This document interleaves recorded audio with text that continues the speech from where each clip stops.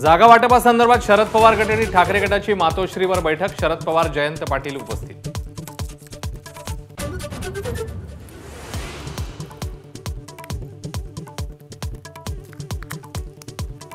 ठाकरे गटाची पहिली यादी उद्या जाहीर होणार। पहिल्या यादीत 15 ते 16 जणांचा समावेश असणार। संजय राऊत यांची माहिती।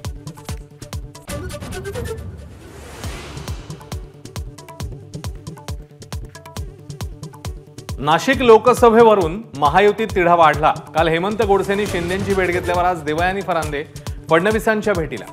भाजपचे पदाधिकारीही सागर बंगल्यावर।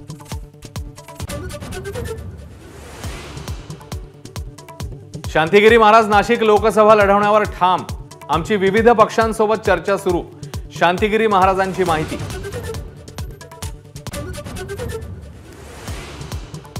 अठ्ठावीस मार्चला राष्ट्रवादीच्या अजित पवार गटाची यादी जाहीर होण्याची शक्यता।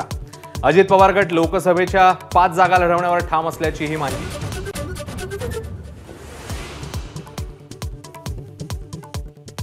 बारामती लोकसभेसाठी महायुतीचा उमेदवार बदलला जाईल अशी चर्चा। विजय शिवतारेंचं विधान। निवडणूक लढवणारच, शिवतारेंचा पुनरुच्चार। उमेदवारी मिळाल्यानंतर प्रतिभा धानोरकरांनी मानले पक्षश्रेष्ठींचे आभार। मात्र वडेट्टीवारांचा उल्लेख टाळला। गडबडीत नाव घ्यायला विसरल्या असाव्यात, वडेट्टीवारांची प्रतिक्रिया।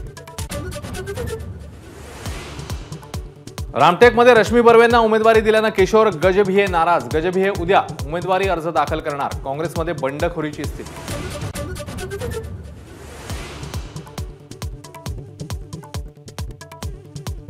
देशभरामध्ये होळीचा उत्साह। अयोध्येतील राम मंदिरात रामलल्लाची पहिली होळी, तर राज्यातील प्रसिद्ध मंदिरातही होळीचा उत्साह।